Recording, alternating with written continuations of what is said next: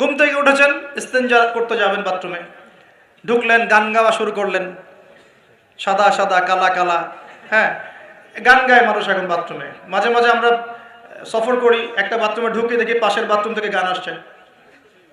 এরকম হয়নি কখনো? ফেস করেন না? আচ্ছা, তো কোনো নেকি নাই, নেকি আছে? উল্টা শয়তান ধরবে ওখানে। কি ধরবে? জিন শয়তান ধরবে, কারণ জিন শয়তান ওখানে থাকে। কিন্তু দুষ্ট জিন কোথায় থাকে? বাথরুমে থাকে। এই যে আমরা বলি আল্লাহুম্মা ইন্নী আউযু বিকা মিনাল খুবসি ওয়াল খাবাইস, এটা কিন্তু দুষ্ট জিন এবং মহিলা জিন বোঝায় আর কি। ঠিক আছে, একটা এক পুরুষবাচক, এক স্ত্রীবাচক। তো তার মানে জিনদের মধ্যেও পুরুষ মহিলা আছে, জিনদের মধ্যে বংশবৃদ্ধি হয়। ঠিক আছে, ওই ইবলিস সম্পর্কে সূরা কাহফে আল্লাহ পাক বলেছেন কানা মিনাল জিন, সে ছিল জিনদের একজন। ফাসাকা আন আমরি রব্বি, সে তার রবের আদেশ লঙ্ঘন করে ফাসাকি করেছিল। ঠিক আছে, তো ওদের মধ্যে বংশবৃদ্ধি হয়।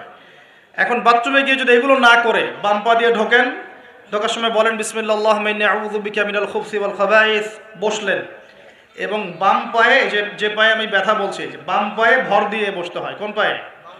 আচ্ছা, এখন ইংলিশ টয়লেটের মধ্যে এখন বসেন বাম পায়ে ভর দিয়ে, কেমন করে বসবেন বলেন? আমি বলি, কিছু মনে করেন না, আমি বলি কি, আমরা প্রত্যেক দিন নামাজে বলি, সবাই বলি, ইমাম মুক্তাদি সবাই বলি গায়রিল মাগদুবি আলাইহিম ওয়ালাদ-দাল্লিন। মনে আছে? এখানে নবীজিকে প্রশ্ন করা হচ্ছে, ইয়া রাসূলুল্লাহ, মাগদুব কারা, দল্লিন কারা? আমরা যে বলি নামাজে আল্লাহ আমাকে মাগদুবের পথ থেকে বাঁচাও, দল্লিনের পথ থেকে বাঁচাও, ইহদিনাস সিরাতাল মুস্তাকিম, সরল পথ দেখাও।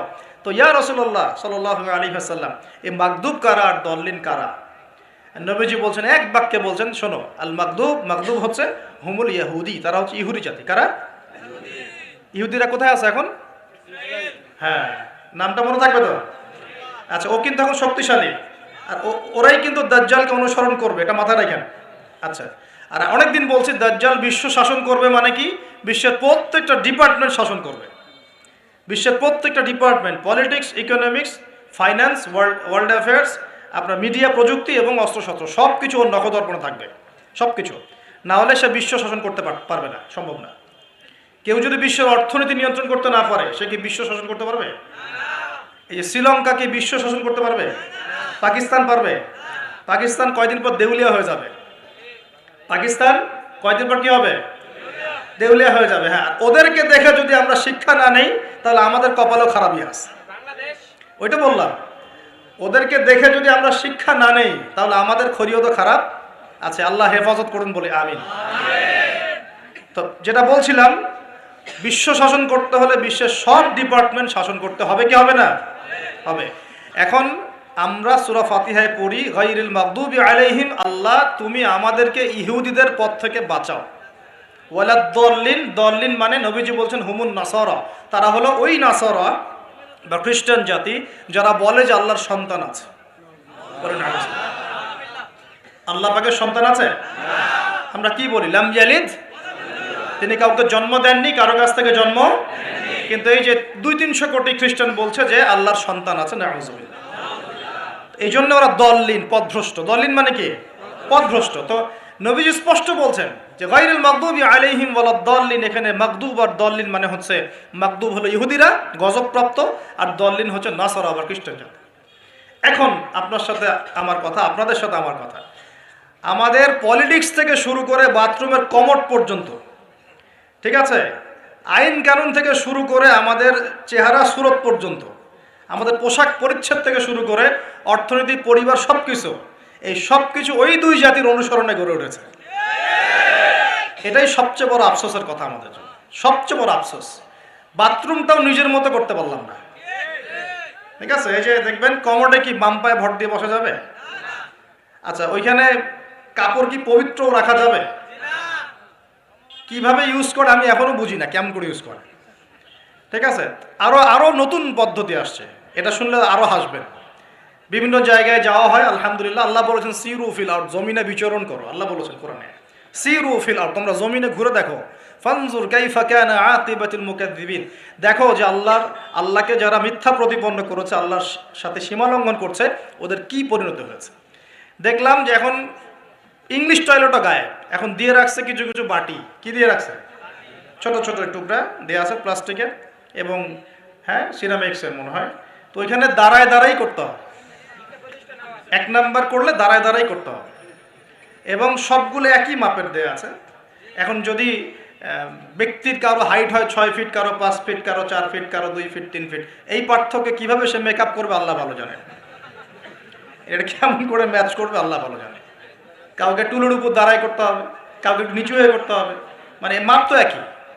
আরও যে কি কি দেখতে হবে আল্লাহ ভালো জানেন। তো প্রিয় ভাইরা, বাথরুম করতে গিয়ে যদি নবীর সুন্নাহ মতো করেন, এখান থেকে কথাগুলো আসছে, যদি বাম পা দিয়ে ঢোকেন, বা পায়ে ভর দিয়ে বসেন, দেখবেন ইস্তেঞ্জা করেও শান্তি পাচ্ছেন। নবীর প্রতিটা সুন্নত বৈজ্ঞানিক, যেটাই যে সুন্নত আপনি পালন করবেন আপনি বৈজ্ঞানিক উপকারিতাও পাবেন ইনশাআল্লাহ। এই যে একটু আগে এক ভাই বলছিল আপনি তো খানি না হুজুর, 1 চামচ কি 1.5 চামচ ভাত খাচ্ছেন, খানি না। তাই আমি বললাম যে আমি কম খাওয়া হুজুর, কারণ নবী সাল্লাল্লাহু আলাইহি ওয়াসাল্লাম কি শিখিয়েছেন?